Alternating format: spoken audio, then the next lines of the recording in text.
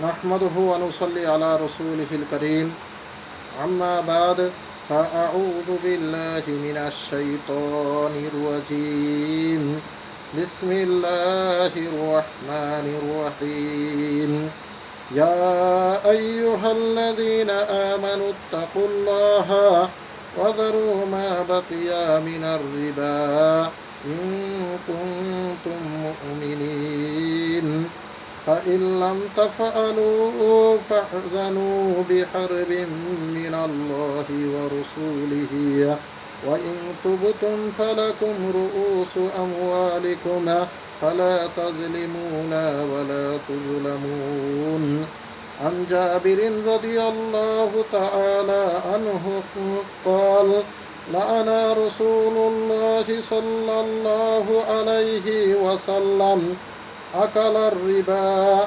وموكله وكاتبه وشاهديه وقال هم سواء. وعن أبي هريرة رضي الله تعالى عن رسول الله صلى الله عليه وسلم قال ليأتين على الناس زمان لا يبقى أحد إلا أكل الربا فإن لم يأكله أصابه من بخاره ويروى من دباره أو كما عليهم الصلاة والسلام. আলহামদুলিল্লাহ, সমস্ত প্রশংসাই আল্লাহ তাআলার জন্য, যে আল্লাহ তাআলা যে দিনই এক মজমায় কিছু কথা বলা, কিছু আলোচনা করার তৌফিক দান করলেন ফেসবুকে এবং ইউটিউবে। এজন্য আল্লাহ তাআলার দরবারে লাখো কোটি শুকরিয়া আদায় করি আলহামদুলিল্লাহ। আজকের আলোচনা হলো সুদ সম্পর্কে। যে আন জাবির রাদিয়াল্লাহু তাআলা আনহু قال, হযরত জাবির রাদিয়াল্লাহু তাআলা আনহু থেকে বর্ণিত, তিনি বলেন লাআনা রাসূলুল্লাহ সাল্লাল্লাহু আলাইহি ওয়াসাল্লাম, নবী করিম সাল্লাল্লাহু আলাইহি ওয়াসাল্লাম লানত করিয়াছেন আকালার রিবা, যে সুদ খায়, অমুকিলাহু, এবং যে সুদ দেয়, ওয়াকাতিবাহু, এবং যে সুদের লেখক, ওয়াশাহিদাইহি, এবং যে সুদের সাক্ষী। অকালা, নবী করিম সাল্লাল্লাহু আলাইহি সাল্লাম বলেন হুম সাওয়াউন, তারা সকলেই একই সমান অপরাধী। ফায়দা অর্থাৎ সুদের লেখককে অভিশাপ করা হয়েছে অবৈধ কাজে সহযোগিতা করার কারণে। এতে বোঝা গেল সুদের দলিল লেখা এবং সাক্ষী দেয়া হারাম। হাদিস থেকে বোঝা যায় যে সুদী ব্যাংকসমূহে চাকরি করাও হারাম হবে। অন্য একটি হাদিস আছে যে হযরত আবু হুরায়রা রাদিয়াল্লাহু তাআলা আনহু থেকে, যে নবী হুরায়রা রাদিয়াল্লাহু তাআলা আন রাসূলিল্লাহ সাল্লাল্লাহু আলাইহি ওয়াসাল্লাম قال, হযরত আবু হুরায়রা রাদিয়াল্লাহু তাআলা আনহু নবী করিম সাল্লাল্লাহু আলাইহি ওয়াসাল্লাম থেকে বর্ণনা করেন, قال, নবী করিম সাল্লাল্লাহু আলাইহি ওয়াসাল্লাম বলিয়াছেন লায়াতিয়ান্না আলান নাসি জামানুন, যে মানুষের কাছে এমন একটি সময় চলে আসবে, এমন একটি মুহূর্ত চলে আসবে, লা ইয়াবকা আহাদুন, কেউ বাকি থাকবে না, ইল্লা আকালার রিবা, সুদ খাওয়া ব্যতীত। ফা ইল্লাম ইয়াকুলহু আসাবাহু মিন বুখারিহি, যদিও সে সুদ না খায়, তারপরও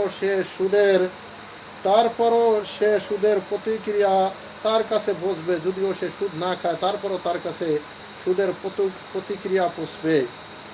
ওয়া, অন্য এক রওয়ায়েতে আছে মিন দুবারিহি, তার কাছে সুদের ধুলাবালি হলেও পৌঁছবে। ফায়দা উক্ত সময়ে কোনো ব্যক্তি সুদ না খেয়ে থাকলেও সুদের প্রতিক্রিয়া থেকে বাঁচতে পারবে না। সে কোনো না কোনোভাবে তাতে জড়িয়ে পড়বে। হয়তো সে উকিল হবে, বা সাক্ষী হবে, বা লেখক হবে, বা সুদখোরদের সাথে লেনদেন করবে, এবং এতে তার সম্পদের সাথে সুদখোরের সম্পদ মিশে যাবে।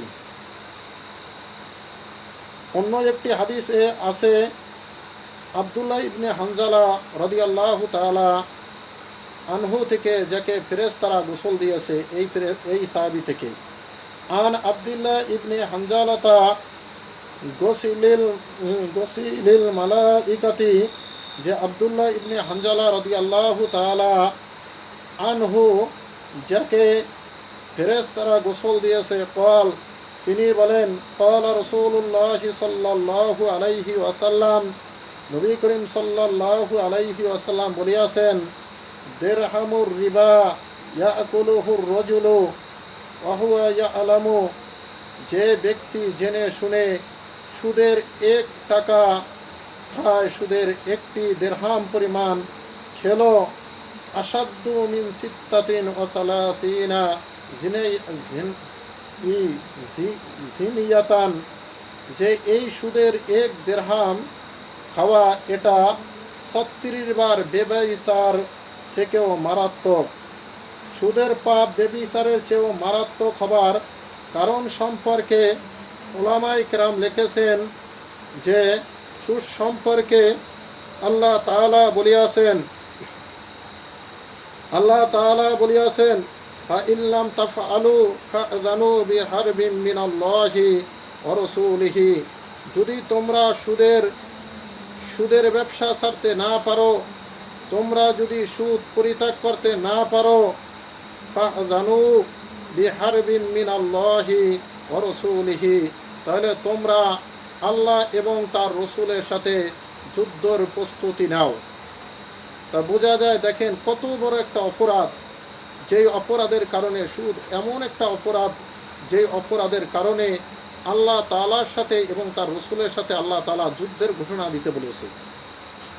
তা বুঝেন সুদ কত বড় একটা অপরাধ। অন্য একটি হাদিসে আছে, যেই হাদিসটা হযরত আবু হুরায়রা রাদিয়াল্লাহু তাআলা আনহু থেকে, আন আবি হুরায়রা রাদিয়াল্লাহু তাআলা আনহু قال, হযরত আবু হুরায়রা রাদিয়াল্লাহু তাআলা আনহু থেকে বর্ণিত, তিনি বলেন, قال রাসূলুল্লাহ সাল্লাল্লাহু আলাইহি ওয়াসাল্লাম, নবী করিম সাল্লাল্লাহু আলাইহি ওয়াসাল্লাম বলিয়াছেন, আর রিবা সাবউনা জুজআন, যে সুদের 70টি গুনাহ রয়েছে, সুদের 70টি অপরাধ রয়েছে, আইসারুহা, তার ভিতরে সর্বনিম্ন অপরাধ হলো আইয়ানকিহার রাজুলু উম্মাহু, যে কেউ যেন তার মায়ের সাথে আপন মায়ের সাথে ব্যভিচার করে, এর সর্বনিম্ন অপরাধ হলো নিজের মায়ের, সুদের সর্বনিম্ন অপরাধ হলো নিজের মায়ের সাথে ব্যভিচার করা।